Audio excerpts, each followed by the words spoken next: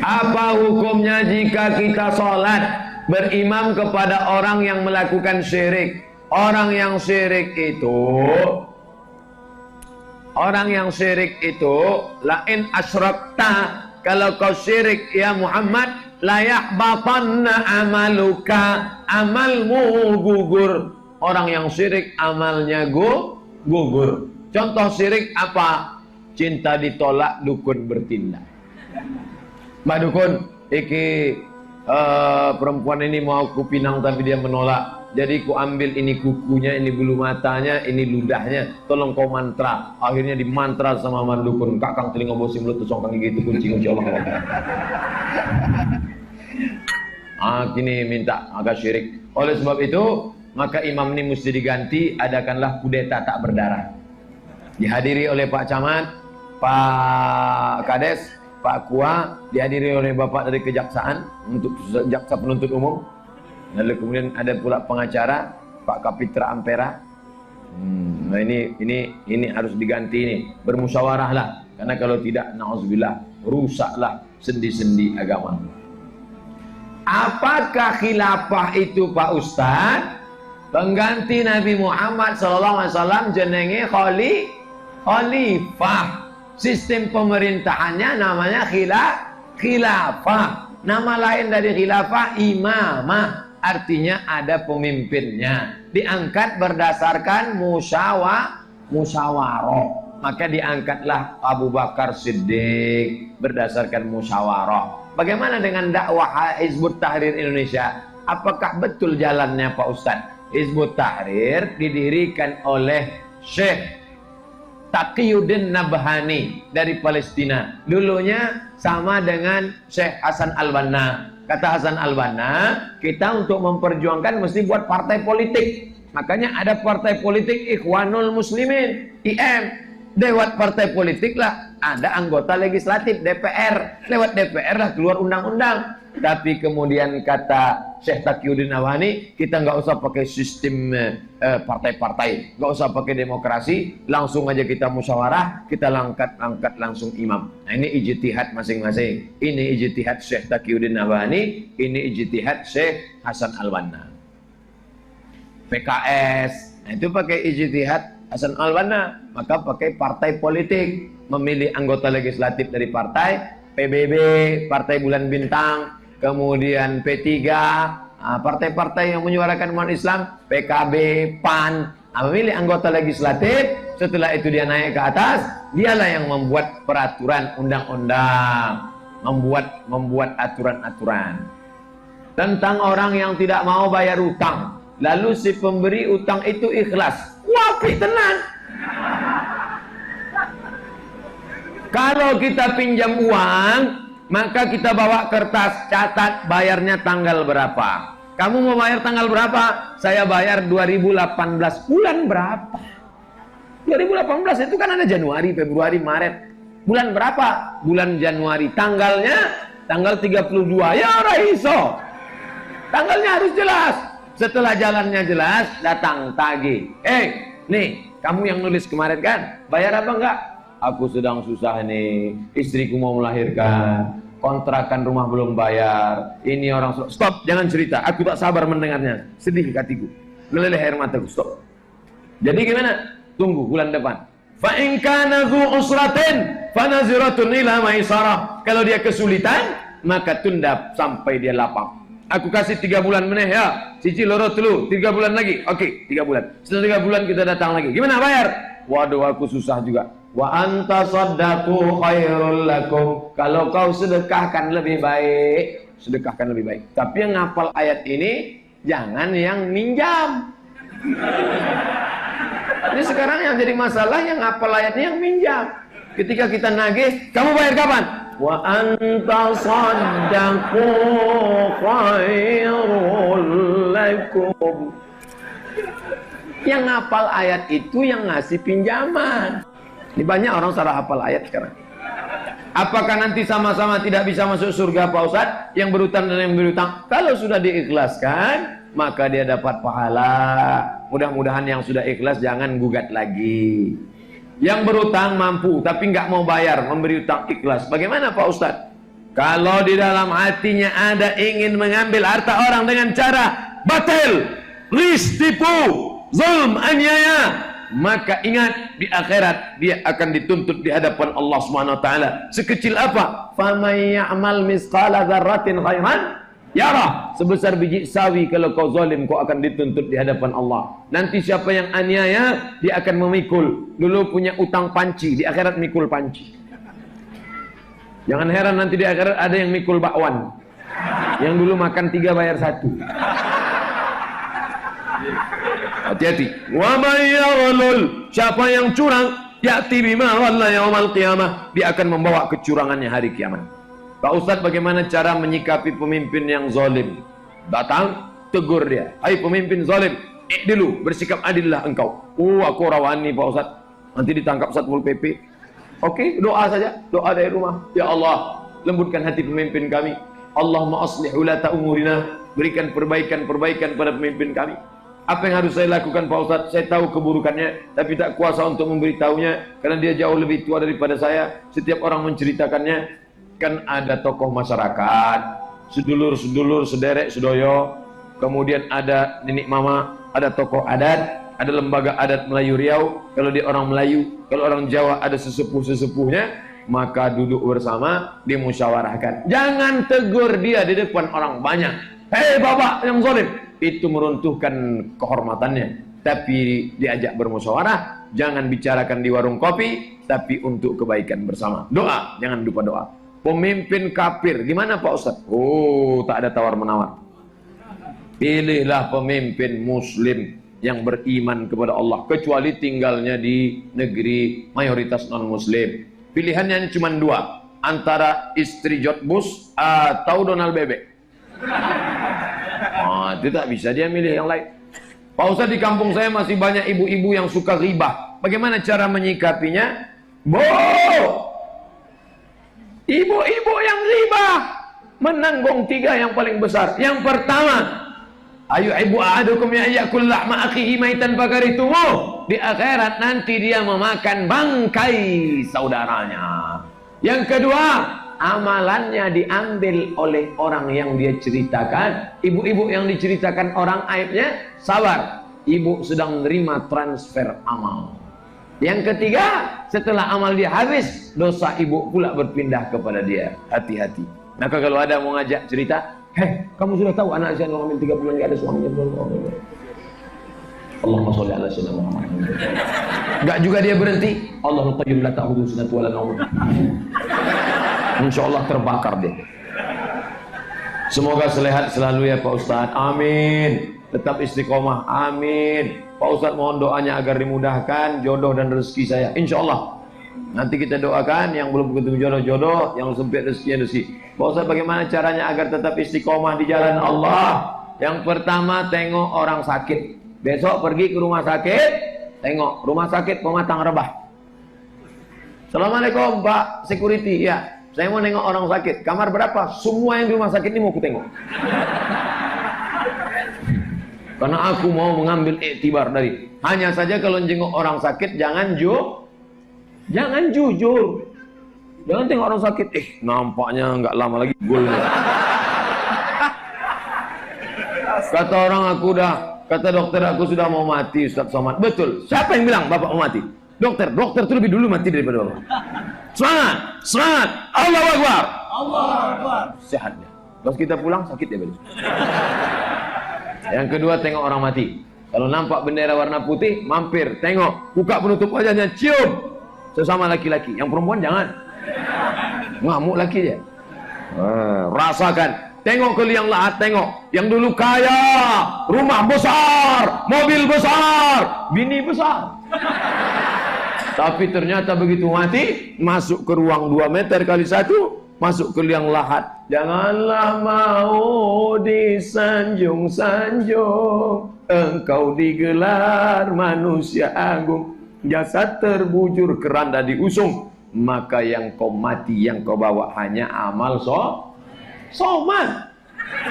Amal soman. Pak Ustaz mohon penjelasannya tentang walimahan dalam Islam. Yang baik itu seperti apa? Pertama, Kalau mampu dipisah laki-laki dengan perempuan, pasang tembok Berlin. Tamu laki-laki sana, tamu perempuan sana. Saya pernah hadir walimah. Ini. Yang kedua, andai tidak mampu dipisah, tetap ada, tapi menutup aurat. Ustaz Somad teganya nggak datang pernikahan anak kemarin ya. Saya datang, kok Ustaz nggak ada? Saya sampai pintu langsung pulang. Kok Ustaz nggak masuk? Saya baru sampai pintu langsung disambut dengan jatuh bangun aku mengejarmu. Gimana saya mau masuk? Begitu saya masuk, penyanyi pakai rok pendek, keyboard tunggal. Saya nggak khawatir iman dia copot, iman saya tanggal. Akhirnya saya pulang, melihat walimah, menyambung silaturahim sunnah, tapi menghadiri ada zina mata haram. Darul mafasid muqaddam al jalbil masalih, menolak mudarat lebih utama daripada mengambil maslahat. Akhirnya saya pun pulang. Oleh sebab itu, kalau mau acara lagu-lagu, pakai lagu-lagu religi, lagu islami, lagu-lagu lagu Maher Zain, lagu Ebit, lagu Boy Bimbo, bagus. Jangan ibu-ibu mentang-mentang lagu nasyid minta lagu. Saya mau satu lagu. Lagu apa? Bila Israel datang. Masa pesta nikah lagu Israel? Kedua mempelai pun nangis. Oh, Ustaz, bagaimana cara menghadapi tetangga yang sombong? Ambil tepung, letakkan ke tapak tangan, tembuskan ke mukanya. Wa takunul jibalu kal ihnil manfus. Gunung Bromo, Gunung Kidul, Gunung Merapi, Gunung Kelep hancur berkeping, sedangkan kita ini hanya butiran-butiran debu. Hai kau tetanggaku yang sombong. Gak ada apa-apanya, yang disombongkan ini apa? Sombong bukan main, mendongak saja ke atas. Sudahlah pesek. Jangan gerimis, masuk. Apa yang kau sombongkan? Orang kaya mati, betul? Raja-raja mati, betul? Ragu dari selain orang kaya mati, orang miskin mati, raja-raja mati. Kau tetanggaku mati kau. Ustaz, apa yang harus dilakukan apabila kita punya anak yang temperamen? Mungkin bapaknya temperamen, mungkin emaknya temperamen. Jangan lupa doakan anak setiap malam. Ibu bangun tahajud, usolli sunnatat tahajud raka'ataini lillahi ta'ala, di sujud terakhir minta sama Allah, tapi jangan diucapkan di mulut. Kalau diucapkan di mulut batal. Jangan pas sujud terakhir anakku temperamen, batal. Dalam hati, aku ora iso ndonga bahasa Arab, Pak Ustaz. Bahasa Arab cuma 4. A'udzu billahi minasyaitonir rajim. Bismillahirrahmanirrahim. Alhamdulillah, wasal. Habis itu ngadu sama Allah, ya Allah, iki anakku si pramen, pramen minta Allah. Minta sama Allah Ta'ala, mohon kepada Allah. Saya nggak bisa bahasa Indonesia, Pak Ustaz. Terserah mau pakai bahasa Jawa, bahasa Batak, bahasa Minang. Allah tahu. Bolehkah umat Islam mengucapkan selamat Natal? Ketika engkau mengatakan selamat Natal, maka konsekuensinya 4. Pertama, kau berarti mengatakan Yesus anak Allah yang tunggal, haleluya. Yang kedua, berarti kau mengatakan dia adalah mati di palang salib. Ketiga, berarti dia lahir tanggal 25 Desember. Itu tak sesuai dengan ajaran Nabi Muhammad sallallahu alaihi wasallam. Saya kan cuma di mulut aja Pak Ustaz. Hati saya kan nggak meyakini itu. Lain di mulut, lain di hati, apa namanya? Dalam gerakan sholat setelah ruku, kita baca Sami Allahu liman hamidah. Sementara gerakan yang lain kita baca Allahu Akbar. Iya juga ya. Allahu Akbar, Allahu Akbar, Sami Allahu liman hamidah. Ada satu jawabannya. Ketika itu Abu Bakar di belakang terlambat, maka Abu Bakar memuji Allah. Subhanallah, maha suci Allah. Maka Sami Allahu liman hamidah. Allah mendengar sapa sing muji Allah. Tapi ini ternyata setelah dicek hadisnya tidak sahih. Jadi kalau ada yang ceramah Kenapa sami Allahu liman hamidah? Karena Abu Bakar mengucapkan Allah Maha Suci, didengar, maka Allah mengatakan sami Allahu liman hamidah. Hadisnya tidak sahih. Lalu yang benar adalah karena sesuai dengan bacaan Rabbana lakal hamdu mil'us samawati wa mil'ul ardi wa mil'u ma syi'ta min syai'in ba'du. Maka yang sesuai dengan itu bacaannya sami Allahu liman hamidah. Allah mendengar siapa yang memujinya. Ustaz, saya mau nanya, mengapa di kampung saya banyak orang sholat di rumah daripada ke masjid? Mana saya tahu?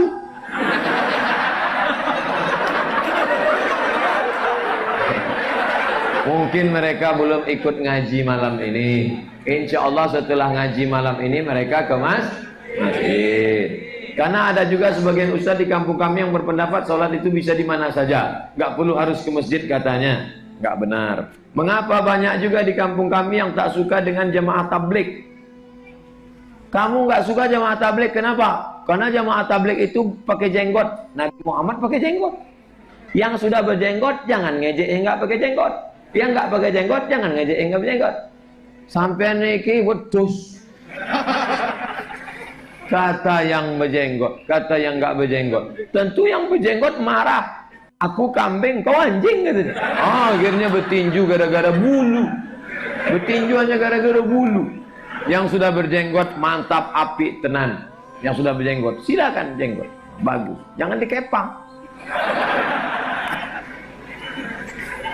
Kenapa kamu gak suka sama jamaah tabligh? Karena jamaah tabligh pakai jubah. Nabi Muhammad pakai jubah. Kenapa kamu gak suka tabligh? Jamaah tabligh itu pakai sorban. Nabi Muhammad pakai sorban. Nabi Muhammad pakai jubah. Saya nggak senang jamaah tabligh tidur di masjid. Buat peraturan, boleh iktikaf di masjid, tapi buat kemah-kemah di luar, jangan tidur dalam masjid. Dilarang sama sekali. Ini orang api. Karena jamaah ini mengajak orang ke masjid. Ngajak ke masjid. Yang ngajak ke masjid ini siapa? Panitia yang ngundang. Di antaranya jamaah tabligh. Setelah jamaah ngumpul di masjid, barulah datang Abdul Somad ceramah. Assalamualaikum warahmatullahi wabarakatuh. Abdul Somad nggak pernah ngajak orang dari luar masjid ke dalam masjid. Abdul Somad nggak pernah ngetok pintu rumah orang. Nggak berani dia, pengecut dia. Suaranya aja lantang karena mikrofon hidup. Kalau mikrofon mati. Yang berani ke rumah-rumah itu siapa? Assalamualaikum Pak. Waalaikumsalam. Ayo ke masjid ya Pak. Jangan ajak-ajak saya. Pergi sana. Besok dia datang lagi. Assalamualaikum Pak. Ke masjid ya. Pergi. Kau datang aku tinju. Besok dia datang lagi. Akhirnya kumat darah tinggi Pak. Mati. Satu lagi preman tengik. Tugak. Butatu. Bukumis. Pak. Ayo ke masjid. Aku preman. Jangan kau ajak-ajak ke masjid. Pergi kau pergi sana. Besok dia datang lagi. Lama-lama preman ini muak. Iyalah, ayolah ke masjid. Ini gerakan dakwah. Kalau kita nggak suka, jangan benci. Dulu bersikap adillah. Wa aqrabu littaqwa. Banyak ulama melakukan gerakan sholat jamaah subuh. Apa keunggulan spesial jamaah subuh dibanding jamaah sholat yang lain? Pertama, lau ya'lamuna ma fil atamati was subhi. Seandainya mereka tahu pahala sholat isya subuh berjamaah, la atauhuma abwan, mereka akan datang walaupun merangkak. Andai Allah kasih tahu, mereka akan datang walaupun merangkak. Kenapa Allah nggak kasih tahu? Allah mau kasih surprise. Nanti di akhirat kita melihat balasannya. Wow, amazing. Surprise. Yang kedua, man sholat subha fi jama'atin. Siapa yang sholat subuh berjamaah, kanat lahu, maka dia dapat pahala seperti sholat sepanjang malam. 3. Malaikat malam ganti-gantian sip sama malaikat siang, ketemunya pada sama jamaah sholat subuh. Maka bapak ibu yang sholat subuh berjamaah, maka sudah sholat bersama 2 sip malaikat malam dan siang. Man sholat subuh fi jama'atin, siapa yang sholat subuh berjamaah, summa qa'ada yadhkurullah, enggak keluar masjid, duduk zikir dengan Allah hatta tatlu asyam, sampai terbit matahari, zikir terus sampai terbit matahari. Kanat lahu ka ajri hajjatin wa umrah, untuk pahala seperti haji dan umrah. Tamah, sempurna, sempurna, sempurna. Masya Allah. Apa hukumnya main domino?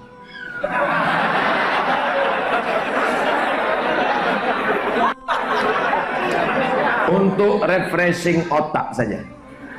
Refreshing otak baca Quran. Bismillahirrahmanirrahim. Yasin wal Qur'anil Hakim. Innaka laminal mursalin. Asal segala sesuatu hukumnya mubah, boleh. Main domino itu pun asal hukumnya mubah, boleh. Karena al-aslu fil asya' al-ibahah, boleh. Kenapa dia menjadi haram? Pertama, melalaikan sholat. Hayya 'alas sholat, lepas. Yang kedua, mubazir waktu. Ada waktu untuk baca Quran, ada waktu untuk berzikir, ada waktu untuk nulis buku, ada waktu untuk keluarga. Ini hasil habis waktu, maka dia mubazir. Innal mubazirina kanu ikhwanas syayatin. Orang mubazir saudara syaitan. Sesama setan dilarang saling mengusir, menggoda. Bagaimana hukumnya kami jual warisan orang tua diwakafkan ke masjid?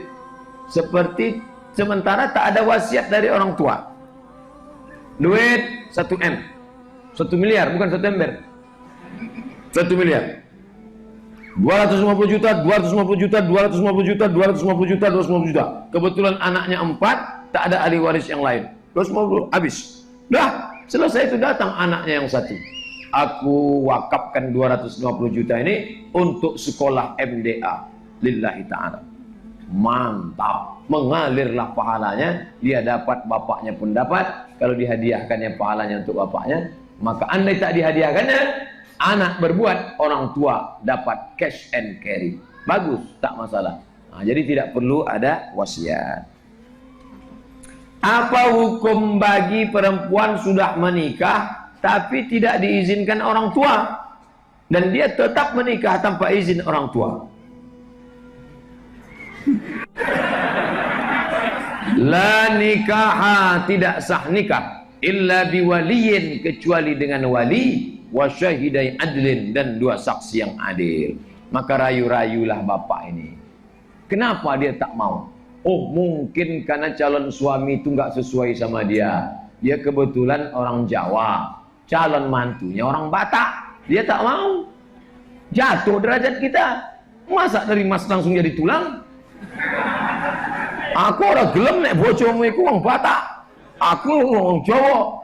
Maka carilah siapa yang bisa melunakkan hati si bapak. Kira-kira bapak ini sukanya sama siapa? Sama penceramah. Oh, dia sukanya kalau sama orang Jawa juga. Bawa orang Jawa mengenalkan dia. Pak kenal sama Janu? Oh iya. Siapa lagi? Woi, ku apik tenan loh Pak. Ku anteng, sugih, apik, the best pokoknya. Tidak terima. Kebetulan calon mertuanya orang Batak. Carilah ustadz yang Batak. Halak kita sesudahnya. Oh lo maksudnya. Kebetulan calon mertuanya orang Minangkabau. Carilah ustadz yang Minang. Asia kok. Iko dah kek mana juga wak. Balanci-lancian aja rumahnya itu wak. Bagaimana hukumnya umat Islam turut merayakan Natal? Oh tak bisa. Ini ritual ibadah. Bagi yang sudah pernah ikut merayakan, taubat nasuha. Bagaimana caranya Pak Ustadz? Mandi tobat. Mandi tobat itu gimana? Macam mandi wajib. Mandi wajib gimana Pak Ustadz? Apa? Mandi wajib tak tahu? Basah semua. Basah semua. Mana yang dulu basah Pak Ustadz? Tergantung, kalau salto kepala duluan.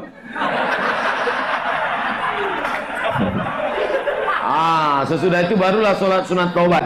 Usalli sunnat taubat raka'ataini lillahi ta'ala. Allahu Akbar. Ayat terserah bebas. Pak Ustadz, boleh tak kita mengucapkan selamat Natal? Sudah terjawab. Pak Ustadz, bagi kita merayakan tahun baru 1 Januari dengan kembang api dan bakar ayam, maka tiuplah trompet-trompet untuk menyambut kedatangan tahun baru. Dalam tradisi Yahudi, perjanjian lama, itu ditiuplah trompet dari kepala tanduk kerbau untuk menyambut. Maka jangan kasih anak kita tiup-tiup trompet. Tanggal 31 Desember, malam tahun baru, masjid buat tablik akbar. Undang tak siapa diundang nanti, muhasabah. Jam 10, jam 11, muhasabah. jam 12, jam 1 terus. Jangan sampai ada anak-anak muda yang tidak datang muhasabah ke masjid, tidur, habis isya tidur. Kalau nggak bisa tidur, makan antimo 2 biji. Habis isya, bismika Allahumma ahya wa amun. Jangan sepapan, seminggu tidurnya. 2 biji. Jangan kalian ikut. Jangan ikut merayakan. Kayak diundang ke Kuansing dulu beberapa tahun yang lalu oleh pejabat Pemprov. Ustadz, ke kampung kami ceramah. Kenapa? Supaya anak-anak muda jangan ngebut-ngebut. Bakar ayam. Woi, bakar ayam. Anak-anak muda malam tahun baru bakar ayam. Yang dibakarnya bukan cuma ayam dia, ayam tetangga, ayam mau habis mulu. Apakah dibenarkan umat Islam merayakan tahun baru dengan pesta kembang api dan trompet? Trompet adalah tradisi Yahudi menyambut tahun baru. Tiupkanlah trompet pada tahun baru. Lalu kembang api adalah Majusi. Maka kita tahun baru kita adalah tahun baru hijrah Nabi Muhammad SAW. Ini tahun baru Masehi yang Nabi Isa tak tahu sama sekali. Karena itu kalender dibuat oleh Kaisar Julian. Datang Kaisar Julian membuat kalender, lalu kemudian kalender itu dibawa ke Vatikan, diubah oleh Kaisar Gregorian, Paus Gregorius, maka kalender itu disebut dengan Gregorian kalender. Tak ada hubungan dengan Nabi Isa alaihi salam. Apakah batal wudhu seorang laki-laki bersentuh dengan istrinya? Mazhab Syafi'i, aula mastumun nisa, bersentuhan kulit batal. Mazhab Hanafi, bersentuhan kulit tidak batal. Karena makna aula mastumun nisa maknanya maaf jima. Kalau sekedar sentuhan itu kata-kata kiasan, karena Quran bahasanya nggak porno. Sentuh kulit maknanya jima. Kalau jima baru batal. Sedangkan mazhab Maliki, kalau bersentuh kulit bersyahwat nggak batal. Bersyahwat batal. Kalau nggak bersyahwat nggak batal. Saya ulang lagi. Hanafi sentuh kulit nggak batal. Jima baru batal. Syafi'i bersentuh kulit batal. Pertengahan Maliki bersyahwat batal. Nggak bersyahwat nggak batal. Saya pakai mazhab Syafi'i. Asal sudah bersentuh, saya wudhu lagi karena batal. Tapi saya nggak nyalahkan kawan-kawan saya dari Muhammadiyah. Mereka pakai majelis tarjih, memtarjihkan Maliki. Nggak bersyahwat, nggak batal. Makanya sebelum kerja dia salaman sama istrinya. Pergi dulu ya, dah mama. Sampai di tempat kerja sholat duha. Loh, kok nggak salaman? Kok nggak wudhu lagi? Enggak. Tapi tadi sudah pegang, nggak batal. Nggak batal, aku nggak bersyahwat gitu. Orang tua saya non muslim, saya muslim. Bagaimana sikap saya terhadap orang tua saat Natal? Jauh-jauh sebelum Natal, kira-kira 20 hari, kasih dia duit. Kasih dia duit. Boleh ngasih duit pada non muslim? Boleh. Mana dalilnya? Ini saya sebutkan dalilnya. Asma Islam. Ibunya non muslim. Ummi qadimat, emak saya datang. Wahya raghibah. Dia ingin betul jumpa sama saya. Apa asiluha? Boleh saya sambung silaturahim? Silakan. Apa u'tiha? Boleh saya kasih hadiah? Boleh. Papa, mama, kita beda agama, tapi kita sama-sama hamba Allah. Ini ku kasih duit. Karena nanti kalau pas hari Natal kasih duit, aku takut terjebak pada ritual ibadah. Ini ku kasih duit. Sebagaimana aku tiap bulan ngasih duit nih. Dah. Tapi nanti pas hari H itu aku mohon maaf tak bisa datang. Karena aku takut terjebak itu pada ritual ibadah. Tapi hubungan kita tak betul, Mak. Hubungan tak, kalau kau sayang sama aku. Yang penting tabayun, klarifikasi. Jangan ada masalah lain lalu dikaitkan dengan itu. Ini masalah akidah keyakinan aku setelah masuk Islam. Wala ana abidu ma'abattum wala antum abidu ma'abud lakum dinukum waliyadin. Insyaallah orang tua paham. Sampai enggak doa saya jika orang tua saya meninggal dalam keadaan tidak Islam. Berdoa untuk orang tua non muslim sebelum meninggal. Doanya Allahumma hdi qaumi fa innahum la ya'lamun. Berikan dia hidayah ya Allah, bukakan pintu hatinya sampai dia meninggal dunia. Adapun setelah meninggal dunia maka tidak didoakan lagi, serahkan saja sama Allah Subhanahu wa taala karena doa memintakan hidayah ya. Nabi Ibrahim alaihissalam tak diperkenankan Allah mendoakan Azar. Falamma tabayyana lahu annahu aduwwun lillah, ketika sudah jelas bahwa Azar itu musuh Allah, tak masuk Islam, tawarra'a, Ibrahim pun melepaskan diri. Ya Allah, kuserahkan orang tuaku ini pada Engkau, dia hamba Engkau, kuserahkan dia. Nah, jadi tidak minta ya Allah maafkan dia, masukkan dia ke dalam surga, tidak, karena dia tidak bersyahadat. Kami acara kenduri. Setelah makan minum, kami tak boleh berdoa bersama. Berdoanya di rumah masing-masing. Apa ada dasar mereka yang begitu Pak Ustadz? Sementara kami sudah biasa doa bersama. La yajtami' mala'un. Sekelompok orang berkumpul, fayad'u ba'dhum, berdoa satu orang, wa yu'minuhum sa'iruhum, yang lain mengaminkan, illa ajabahumullah, Allah mengabulkan doa mereka. Diperkuat dengan ayat Quran. Nabi Musa berdoa, ya Allah tolong kami menghadapi Fir'aun, diaminkan oleh Nabi Harun. Musa berdoa, Harun mengaminkan.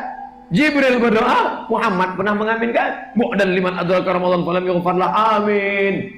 Maka dalil-dalil berdoa bersama masyru' disyariatkan. Maka nanti di akhir majelis kita tetap akan berdoa bersama. Saya berdoa, jamaah mengaminkan. Hanya saja ada yang aminnya jahar, amin, amin. Ada yang dalam hati, saking capeknya. Saya seorang khotib Jumat. Selesai sholat Jumat, pengurus ngasih saya amplop. Boleh tak saya ambil? Sebab sebagian ada yang bilang kalau khotib nggak boleh menerimanya. Imam dan khotib di Mesir PNS, dikasih dari APBN negara. Maroko, tempat saya kuliah dulu 2 tahun, tertulis di dinding, penerimaan imam dan khotib PNS 150 orang per tahun.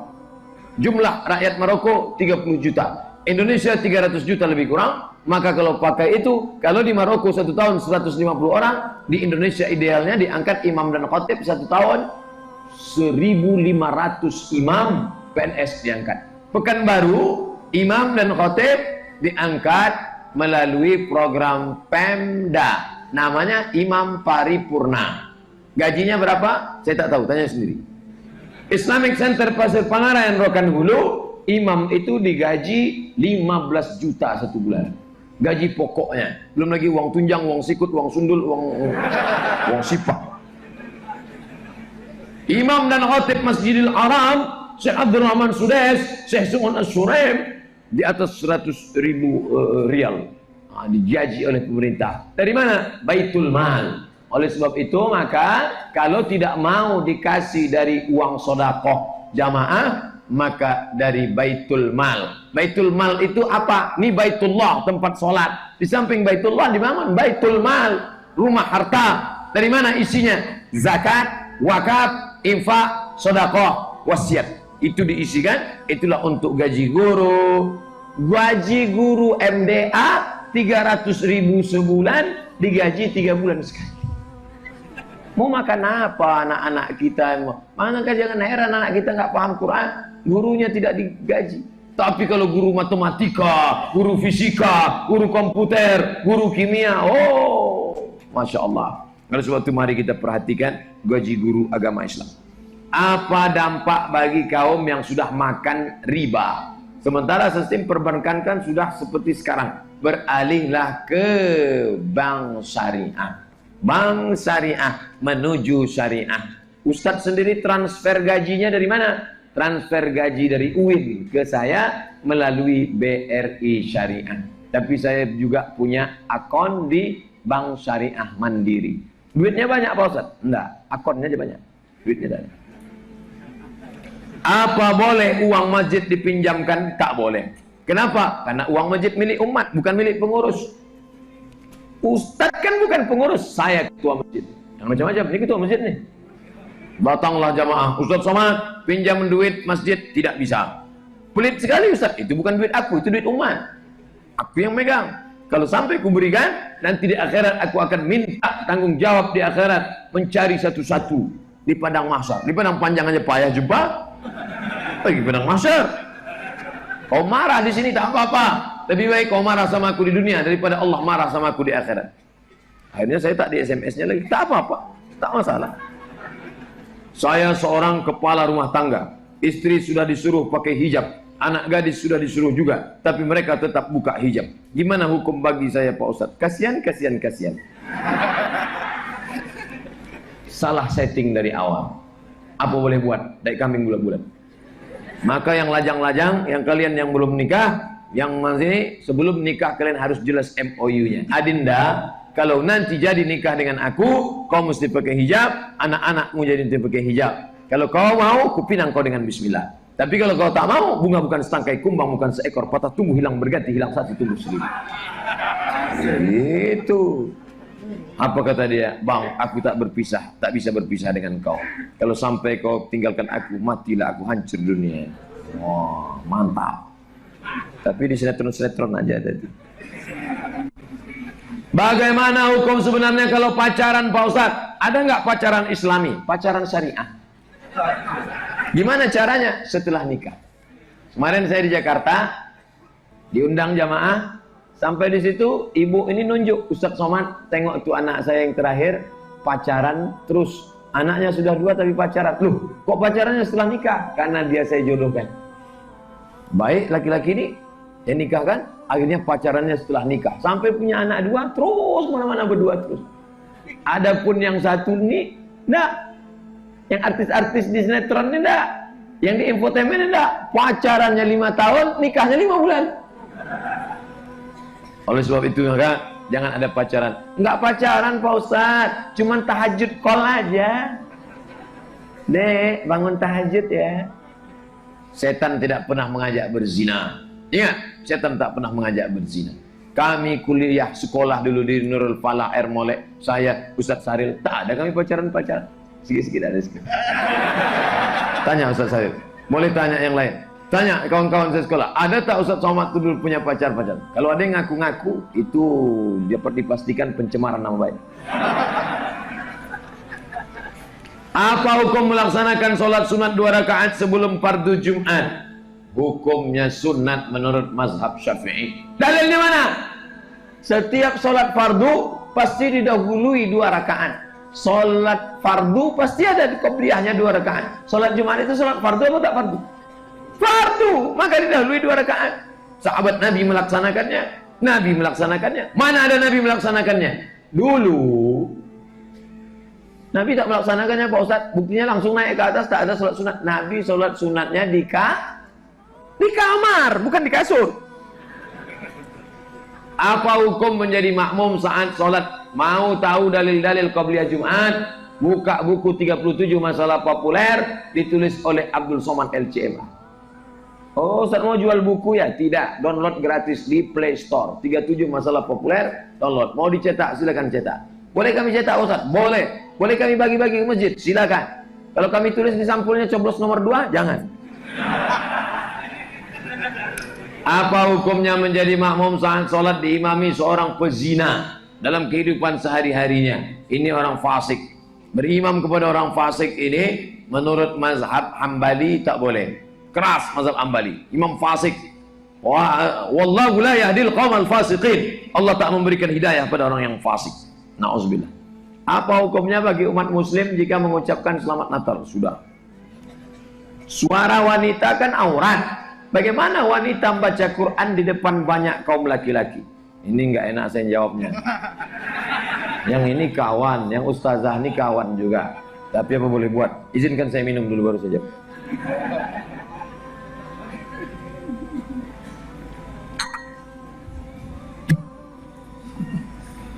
La taqadha'na bil qaul.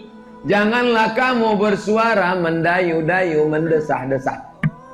Itu dalil suara perempuan itu aurat. Tidak boleh perempuan bersuara mendayu-mendayu, mendesah-desah, remah gemulai. Kenapa? Yatma'alladzi fi qalbihi marad. Ada laki-laki yang dalam hatinya penyakit. Ketika dia dengar suara mendesah-desah, dia langsung error. Kira-kira mendengar suara ustazah tadi ada enggak yang error? Itu menunjukkan suara perempuan yang aurat haram itu kalau mendesah-desah, merayu-rayu. Lagu-lagu artis-artis itu, kan ku hapus bibirmu dengan bibirnya oleh bibirku. Nah, itu bersuara mendesah-desah itu tak boleh. Adapun lagu nasyid, perempuan mengukul nasyid, bila Israel datang memanggil, Ada nggak laki-laki yang bersahwat mendengar lagu? Kalau ada, tolong ikat biar kami bawa malam ini. Besok pagi sebelum ke airport, kuserahkan ke rumah sakit jiwa. Kilometer 11.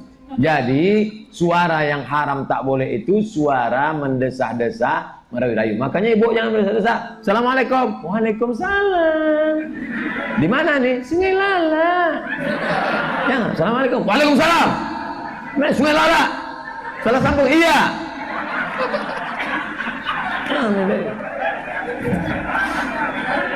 Bagaimana hukumnya berjabat tangan laki-laki dan perempuan yang bukan mahram? Jangan sebut muhrim. Belum Ustaz, ada cik lagi. Jangan sebut muhrim. Muhrim artinya orang pakai ihram. Kalau ada hubungan namanya mahram. Li ayyut'ina ala ra'si ahadikum. Dicucuk, ditusuk kepala kamu bimikhiyatin dengan paku dari api neraka. Khairun, lebih baik daripada menyentuh tangan perempuan yang tak mahram. Tak boleh. Alah Ustaz Somad tuh pandai ngomong aja. Tadi di Pondok Gulugur dipegangnya tangan tak mahram. Itu mak kawan saya. Datanglah mak-mak, nenek-nenek sebaya mak saya di kampung. Oh lah anakku Abdul Somad, sehat kau nak? Lalu ditusukkan api neraka. Yang tak boleh itu anak gadis. Selesai ujian UAS, ujian akhir semester. Datang mahasiswi, Ustaz Somad. Belum pernah saya menyalami tangan mahasiswi lagi sampai sekarang.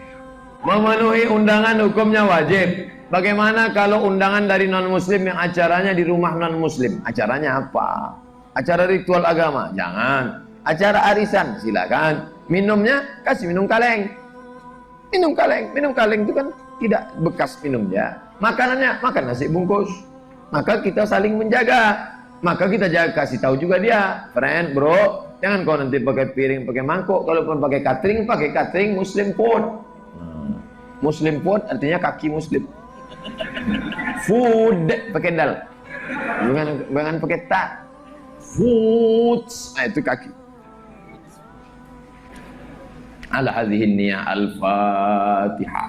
A'udzu billahi minasy syaithanir rajim. Bismillahirrahmanirrahim.